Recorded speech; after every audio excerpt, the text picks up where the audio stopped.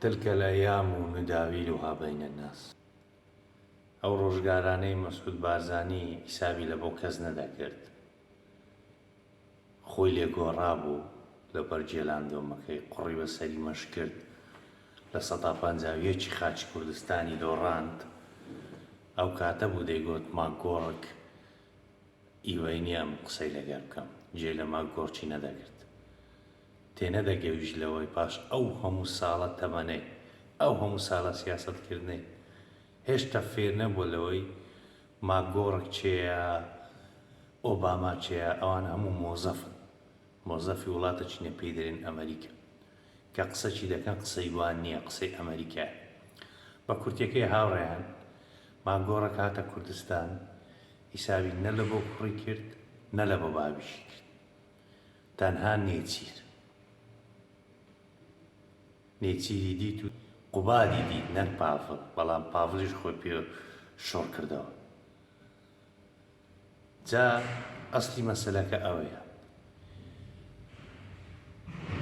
خەڵکی مەدەبی باش تێبگە ئەمریکا کە پارە و مڵکی کەسێکی لە ڕاگەاندنەکان ئاشکرا کردەوە، ئەو هەنگاوی یەکەمی شاڕ لێدانێتی، ئەو ئیما سروری ئاشکرا کرد. تەمان مەسرور و مەسعود و ئەوانە کوڕەکانی مەسعودی پارە و مڵکەکانیەوە سەبرە ئاشکرا دەکەن. مسەبەبەکەش چێە؟ زاک کۆپلان. ئەوە معنای ئەوە نییە نێچیر دز نییە، ئەکبەر دزیکردن لە کوردستان لەسەر دەستی نێچیری دەستی پێکرد.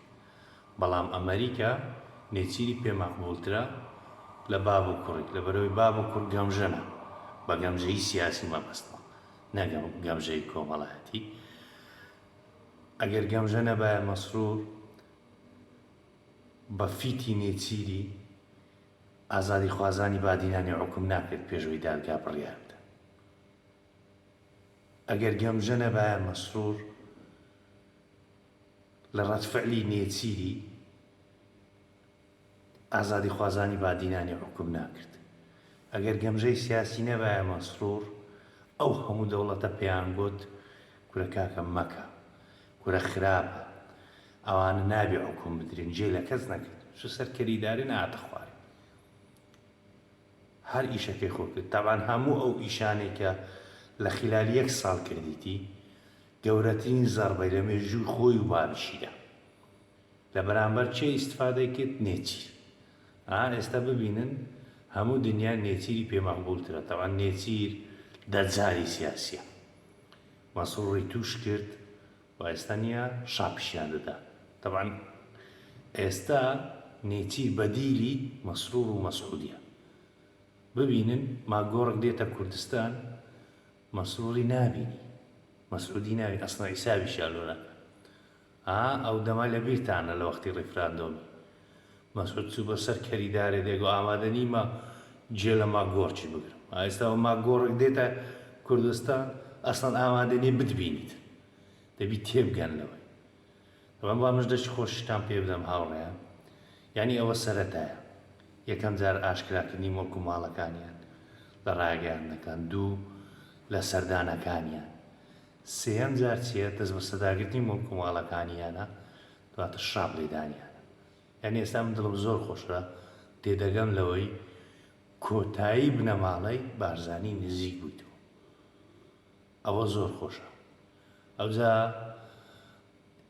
ئەگەر دوونێ ماگۆڕک مەسرور و مەسعودی بدەیت بایە، ئێستا پارتێکان مێشتی مەیان برد بوو، 1000 وێنە و ڤیدیۆیان بڵاو کرد بۆ جەنابی سەرۆکی دیت، کورە کاکە وەڵڵا خەڵک فشەی بە جەنابی سەرۆک و برای زل دەکاتن. حەز دەکەم بزانەوە هەر ئەمە نینە، هەموو وڵاتەکان فشەی پێ دەکەن. دەزانی معنای چییە کە هەموو دنیا پێت برێ کاکە ئەوانە ئازادی خوازن، ئەوانە ڕۆژنامە نووسن، ئەوانە چالاکوانن، نابێ حکم بدرێن، ئەتوو بچێ حکمیان بدەیت. ئەوە هێشتا تێنەگەیشتیە، ئێستاش تێناگە. وە گەورەترین زەربەی لە مێژووی خۆی و بابیدا، گەورەترین قازانجیشی بە نێچیری کرد. نێچیریش دەجالانی هەڵەکەی قۆستەوە. بۆ من زیاتر کاتتان ناگرم، تەنها ئەوەی دووبارە دەکەمەوە، ئیتر ئێستا دەستا و دەستی سیاسەتکردن لە ناو بنەماڵی بارزانی لەدەست ئەو کابرایە نەمایە کە خۆی پێ زەعیمە، کە خۆی پێ مەرجە، لە دەستەوەی نمایە. هەر ئەوە ئەسڵەن حیسابی لەوە هەموو دنیاش لەوەی دەبی تێبگەن کە ئەتوو پلە چی حکومیت نەبیتن، ئەگەر پلەی حکومی شتەوی وەکو مەسرووری کە لە ڕق و گەمژەی سیاسی بی ئامادە نینە بتبین لە شانۆی سیاسەت دەرد دەکەن، لە شانۆی سیاسەت دوورت دێخنەوە.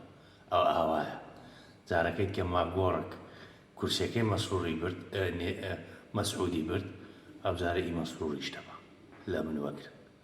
کاتە چ خۆش ماڵاوە.